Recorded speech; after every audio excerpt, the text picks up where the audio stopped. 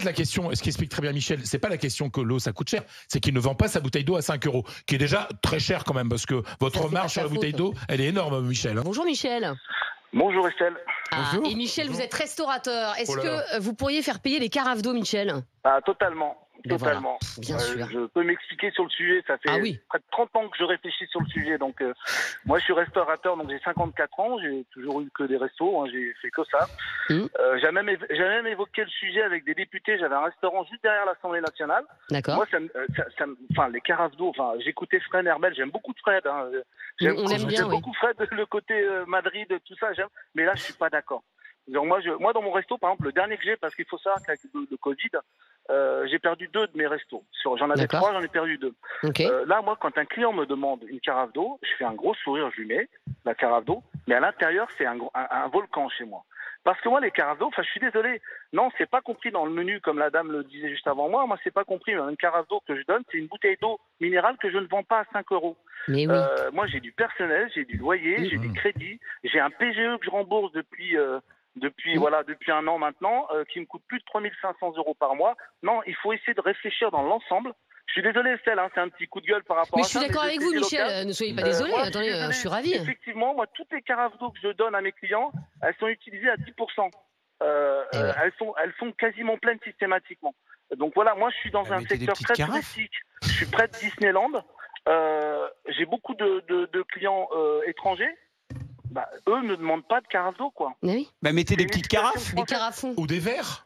Non, mais il y a tu que les Français qui me demandent une carafe d'eau. C'est ce qui se fait. Hein. Non, et Michel a raison. Attendez, on ne cesse de se plaindre dans cette émission en disant tout devient cher, le resto c'est hyper cher. Si t'as les moyens d'aller au resto, t'as les moyens de payer une bouteille d'eau. Moi, je connais des gens qui prennent justement la carafe d'eau pour pouvoir se payer un dessert. Et voilà. Et votre marge sur le dessert, elle est encore meilleure. Exactement. Elle est encore plus grande. Au restaurant, je paye. Mais vous vendez de l'eau ou vous vendez de la bouffe? Travailler le restaurateur et je prends un dessert et tout le reste. Moi, je vais pas au restaurant pour demander un truc gratuit, quoi. Je suis désolé, au Portugal, le pain est payant. En Espagne, moi, j'ai eu des parts dans un restaurant en Espagne avec un ami. Je suis désolé, il n'y avait pas de carafe d'eau, quoi. Ça n'existait pas. Par contre, si vous demandez, vous l'avez. Hein. En Espagne, on vous donne un verre. On dit on passe sur des aguas. C'est pas une carafe, c'est un verre d'eau qu'on vous apporte. Mais moi, je trouve ça. Alors, le verre, en vrai, c'est vrai qu'on n'est pas à la cantine, mais c'est vrai que de distribuer des verres, ce serait peut-être plus intelligent que des carafes, parce que ça ferait moins le truc du style tout est gratuit, quoi. Voilà.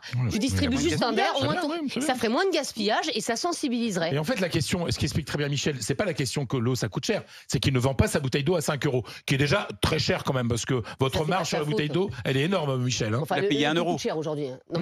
Voilà, l'eau, tu vas au supermarché, la bouteille d'eau, elle coûte plus cher aujourd'hui qu'il y a 3 mois. Donc il y a eu de l'inflation aussi sur la bouteille d'eau. Donc et que le restaurateur fasse des marges, il faut quand même bien qu'il vive. Bien sûr, on ferait 3 x 4 sur le vin et l'eau. Oui, mais Michel, moi j'ai une question à poser à Michel. Mais rapide. Les personnes qui achètent, par exemple, si je prends une bouteille de vin et je demande une carafe d'eau, vous n'êtes pas fâché? Mais non, mais moi, Fred, je suis pas fâché. Moi, je suis un professionnel. Moi, les gens ne verront jamais que je suis pas content. Moi, je suis un professionnel, je fais toujours le sourire. Mais ça m'emmerde. Excusez-moi de vous parler comme ça. Ça m'emmerde quand je vois mes frigos qui sont remplis d'eau minérale, avec bulle, sans bulle, qui attendent les clients. Oui, mais si le client il prend une bouteille de vin, vous avez une bonne marge sur le vin. Ça s'ajoute au reste. Je veux dire, aurait pu prendre une bouteille d'eau et une bouteille de vin. Ça fait gonfler l'addition. Moi, je suis désolé.